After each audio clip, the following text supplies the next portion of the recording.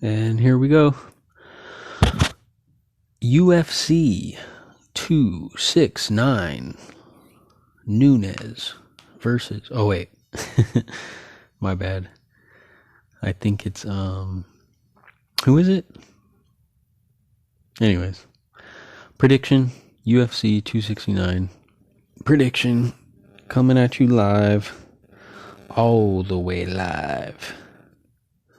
Alright, my bad. Let me pull up the card before I really get started here. Alright. So here we go. Predictions. Oliveira versus Poirier. UFC 269. Man, what a stacked card. Phenomenal. They truly did a good job with this card. As far as matchmaking and stuff like that. So here we go. I'm just gonna get it popping here. Okay. Jillian Robinson. Priscilla Cochea, don't know them. Randy Costa. Yeah, he's winning that. Randy Costa. Honestly, I don't know too much about him. I just know him. I mean, compared to the other dude, I don't know who that is. Tony Kelly. But I guess I'm not the hardcore purist fan that I think I am. But my brother, Ryan Hall, coming off that brutal TKO loss. Well, KO, really. So hopefully he bounces back. I hope he beats that guy, but he's got his hands full. Derek Minner, that's the guy that, what's his name? The guy's a legend. Anyways, he knocked him out, the legendary guy that I can't think of his name. And so that's the fight that's the fight that Derek Minner is coming off of. Getting brutally TKO'd, but he was effing dude up. Darren Elkins, my bad. Excuse me. So Ryan Hall versus Derek Minner goes down on the prelims tomorrow. And what a hell of a matchup. I'm going for Hall all the way because I'm a jiu-jitsu-yero. And, I followed his jiu-jitsu career. And I really learned a lot from him because, Ryan Hall, he's one of those guys where I was on his videos, man, his YouTube videos coming up when I was learning jiu-jitsu. So, really learned a lot from him. And I was excited, to see him do MMA, and man, I hope he wins. But, to be honest about Ryan Hall is he's got a glass jaw. I mean, I'm just being completely honest. He's always had a glass jaw. Like, it's just like you tap that thing and he just kind of, you see his eyes roll in the back of his head, and then he'll come back like he'll get out of it. He'll get that, glossy-eyed look in his eye like Frank Mir did in that Pulev fight. No, I'm kidding. But no, seriously, Ryan Hall, glass jaw, man. So, if I was him, I would just master defense and just not get hit in my jaw or head at all. Because I swear, man, you tap that guy on his head and he's going to freaking go out for a sec. And especially off of that brutal TKO loss. Well, KO, yeah. I don't even know if they ruled it KO or... it had to have been KO. Poor guy, man. That was... But, he plays a dangerous game. He rolls for leg locks and, you can easily get clipped, which he did. But it sucks for that fight because he said he broke his hand in the second or first 10 seconds of the fight. Or so he said something like that. He broke his hand early on, and that's why he got KO'd. But anyways, this is a really interesting matchup because both guys are coming off of losses. And, they both got, KO'd essentially. But Derek Minner, I think I have him winning because I looked at his resume and he seems to be more well-rounded, and I'm pretty sure he's the better striker. I mean, Ryan Hall has pretty much zero standing striking. But if he can get you down to the ground, you're in a world of trouble, because his jiu-jitsu is phenomenal. And we don't really see too much ground and pound from him, but I guarantee you he can probably do some damage. I mean, because he's such a strong jiu-jitsu guy, if he could hold a strong mount, and just kind of soften you up with blows, I mean, I still don't think he's knocking guys out from full mount, but, he could do a little damage. I don't know. We'll see. But, so anyways, my heart is with Ryan Hall. Hope he wins. But I think Derek Minner will win that. Next, Alex Perez versus Matt Schnell. Sorry. God, I gotta be honest. I don't know too much of either guy. Looks like this guy's from California. Alex. Wait. Okay. I do know a little bit of Alex Perez. I don't really follow the flyweight, division that much. It's kind of weak right now. I mean, I do, but I'm more of a casual fan of the flyweights, especially since, Joey One Kenobi Jiu-Jitsu, Joseph Benavidez retired. I really don't, I got no dog in that race. I mean, well, of course, Figueroa, right? Figueroa and, that Mexican dude. That's a really awesome matchup. Really awesome rivalry they got going on. So, yeah, that's other than them, though, it's like, who do we got, man? Joe, I don't know. Husier, Formiga, yeah, he's all right. But, anyway, Alex Perez. Okay, so he's coming off of getting guillotine choked by the former champion, Davison Figueroa. So yeah, we'll see if he can pull that off. I have him winning. I probably shouldn't say that because I don't know too much about Matt Schnell. But Alex Perez is from California, so, right then and there, you kind of already earn points from me. Oh shit, wait a minute. The guy he's fighting trains at... Oh, shit. He trained at CSA. That's where I used to train. In Dublin, California. Shout out, CSA.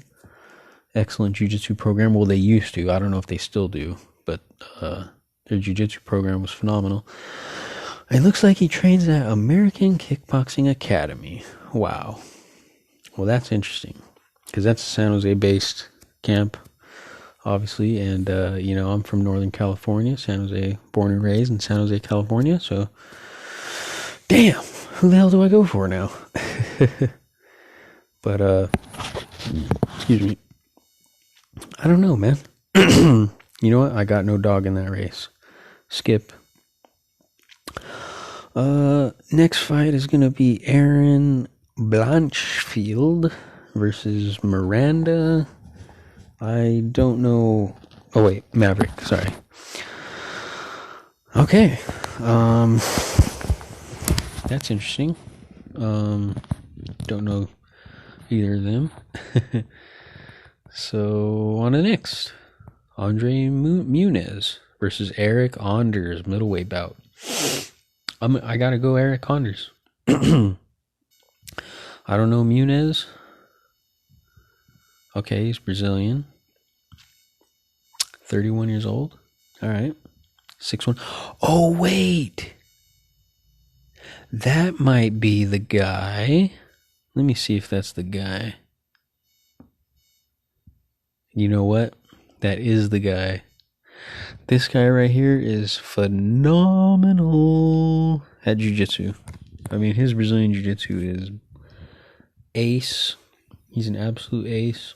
And he's undefeated. So, well, he's 4-0. I mean, Okay, I don't know if these two count. No, they don't. But 2-0 on Dana White's Contender Series. And then fast forward, and he makes his UFC debut, gets a decision win, and then he gets an armbar win, and then he got an armbar win again. Both first rounders too, by the way. Yeah, wow. Oh yeah, against Jacare. That's exactly what I'm talking about. So this is the guy that armbarred Jacare Souza. I mean, come on, man. To do that to Jacare? Bruh. So, anyways, you know what? Fuck. Anders is effed. He's gonna get submitted. I mean, unless he can knock this guy out real quick, but Anders is tough. I mean, no, but this guy is an absolute, I'm telling you, this guy's a wizard. Where's his, I mean, I know he's a black belt, but, alright. It doesn't say, like, second degree, first degree. So, man, I was gonna go Anders until I found out that it was this dude. This dude is freaking badass. So, sorry, Anders. I gotta go with this dude. You know, he's exciting because what if he's like the Damian Maia of the middleweight division? You know, just like Damian Maia was, like back when he used to compete at middleweight. So, damn. And then imagine if he works his way up and he starts challenging, you know, Israel Adesanya and you know, all these higher ranked guys, not just Israel, but, you know, all the, you know, Marvin Vettori and you know, can't think of any middleweights right now. The Joker, you know. So yeah, that's really interesting. I hope he goes out there and smokes Anders now. But, you know, submission, you know, so that way Anders doesn't get hurt, because I still care about Anders. I'm still a fan of his. I'm not a douchebag, so. All right. On to the prelim card. Well, continuing down the prelim card. Jordan Wright against Bruno Silva. I remember Bruno Silva. He doesn't have a Wikipedia, though, so. Oh, wait. Jordan Wright? Is that... He's a brown belt. Okay. Brown belt in karate. Fighting out of Los Angeles. Let's see if this is the guy. Nope. This is not the guy I was thinking of. Okay. This is the guy that got brutally KO'd by Joaquin Buckley. Let's see. Okay, I think I'm going to go for Bruno Silva. So, let's go Bruno. Next fight. Augusto Sakai versus Tai Tuivasa. Now, Tai Tuivasa is going to win this fight. Augusto Sakai... He's past his prime. You know, he's done. He can hang up the gloves. And, you know, I'm not trying to be mean or anything. It's just, that's what it is. Like, you know, he had a little shine, but I already knew, you know, I knew what it was. I knew he wasn't going to amount to nothing. And again, I know it sounds mean, but I just, sometimes you know these things. So anyways, next fight, I'm just going to keep it rolling, you know. Dominic Cruz, oh baby. Pedro Munoz, yeah. So Dominic Cruz versus Pedro Munoz, very interesting matchup. Very interesting because you got Dom Cruz, who's such a perfectionist and all this stuff, but he's getting older, and you know, and he's just not moving as fast, you know, and he gets hit. I mean, let's be honest. In his last two fights, he was getting tagged. So I have Pedro Munoz winning this. Either decision? No, it is. I think he'll get a unanimous victory. But, I don't know. Maybe Cruz gets knocked out again. Who knows? But yeah, phenomenal, interesting matchup. I kind of want to go for Dom Cruz just because I used to hate Dominic Cruz. Like, because I was always Team Faber. So anytime you win against Faber or a Team Alpha Male guy, I'm like, hey, let's get this guy out of here. Let's get Dom Cruz out of here. Let's go Team Alpha Male. But at this point in his career, he's an OG and it's kind of interesting. He's a WEC guy. I love WEC fighters. 9 times out of 10, I'm going to go for the WEC fighters. So, yeah, that's interesting. I don't know who to go for. I kind of want to go with Munoz just because, I don't know. I just always had a hatred for Dom Cruz. But like I said, at this point in his career, fuck, why not? Go Dom Cruz. And he seems to be less douchey too, to be honest. Like with that whole favorite thing, he was such a douchebag. But I don't know. He seems to be more mature, I guess. But I don't know. I don't know who I'm going for. But I do think that Pedro Munoz will get the W. I could be wrong. I'm not 100% on this one, but I'm 100% on the Tai Tuivasa and Sakai fight. That you can quote me on. So next fight, speaking of Team Alpha Male, Josh Emmett versus Dan Ige. Very, very phenomenal matchup. Very interesting. Both guys are veterans. I think Dan Ige is a little younger. I think Josh Emmett's a little older fella, I think. Yeah, so he's 36.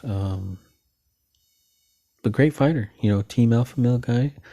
I gotta rock with my Sacktown brothers up there. So I'm going for Emmett. But I don't dislike Dan Ige. He's a good fighter. He's a good guy. But I think Josh Emmett will win, and I am going for him.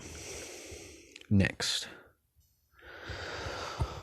is gonna be Sugar Sean O'Malley versus Raulian. Excuse me.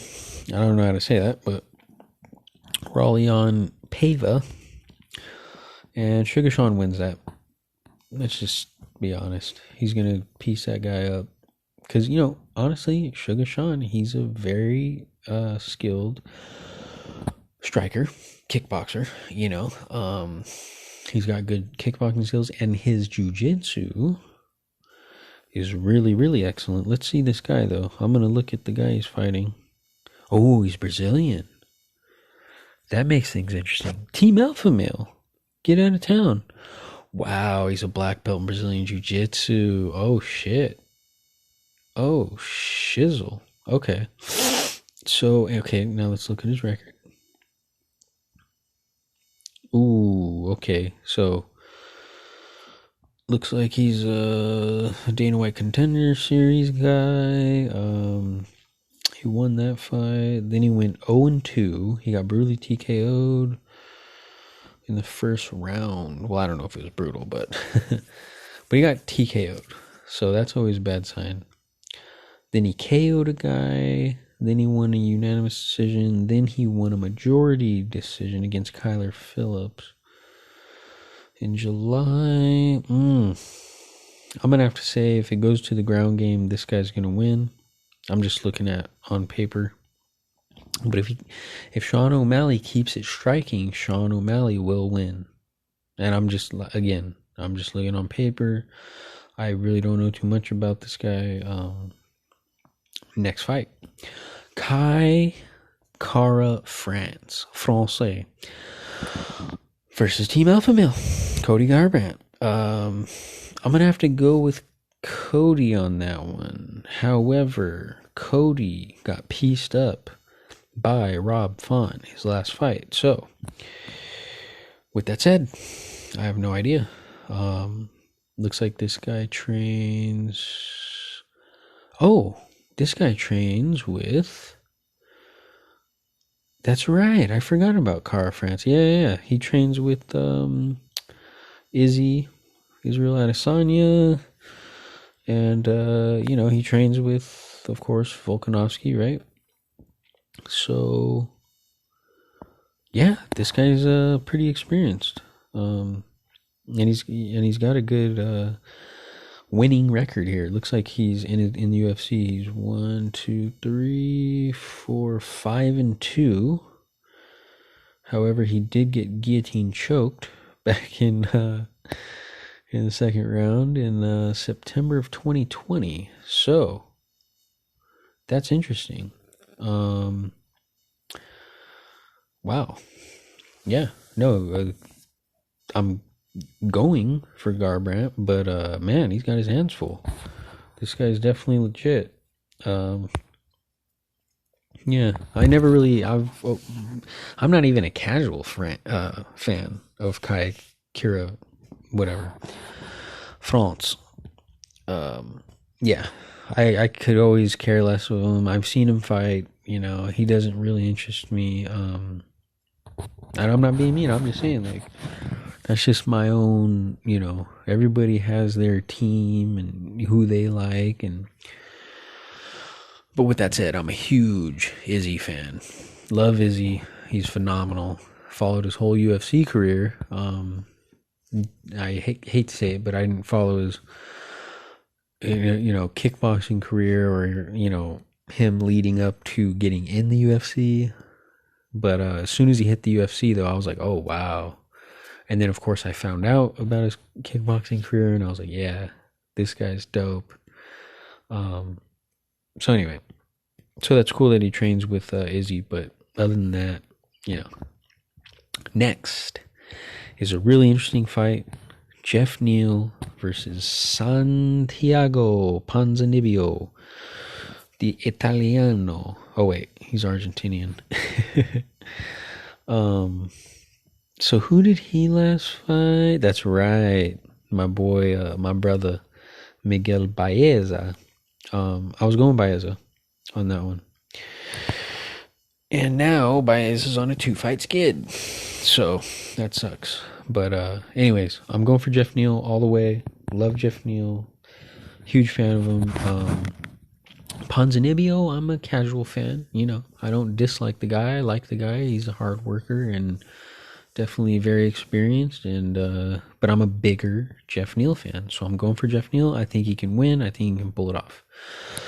Next fight is super easy to call and predict, and that is Amanda Nunes versus Juliana Pena. And I kind of touched on that in the last podcast, but Juliana Pena, she's at the end of her career. She wanted a big payday, so of course, let's call it the champ.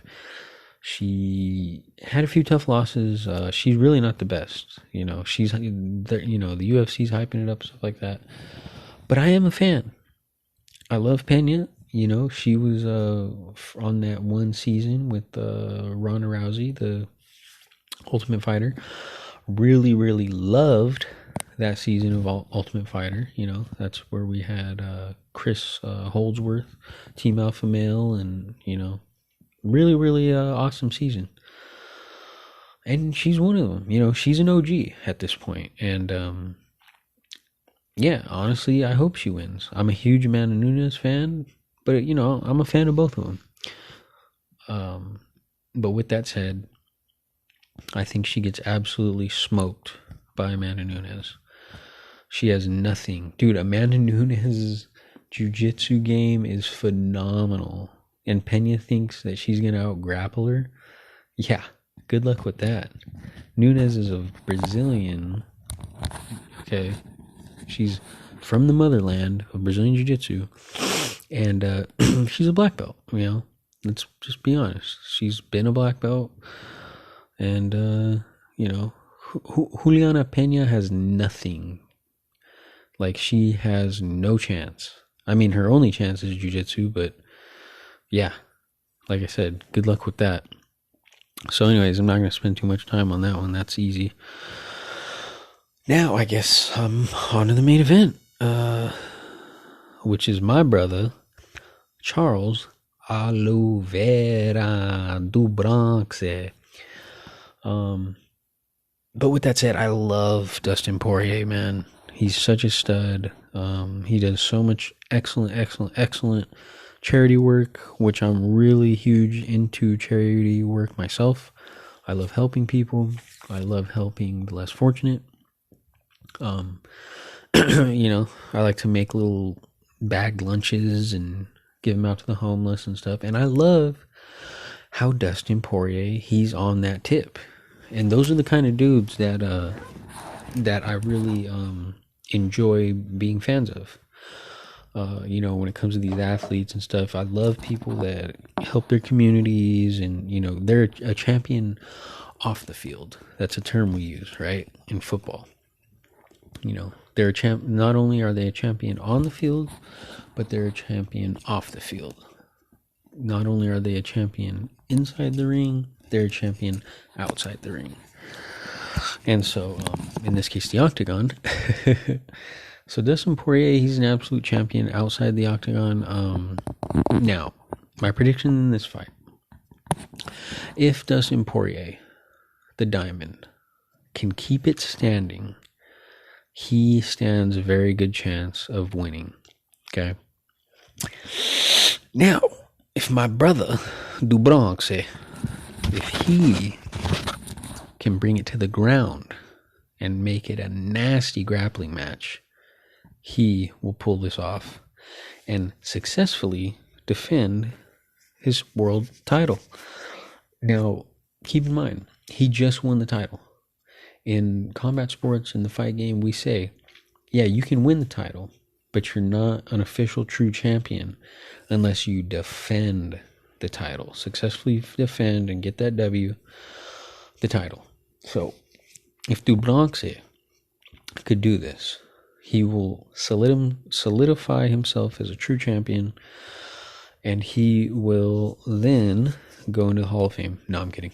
But no, seriously, big fan of Druze, Charles Oliveira.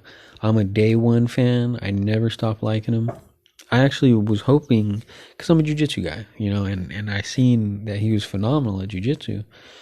And I was like, oh man, you know, I hope this guy becomes world champion.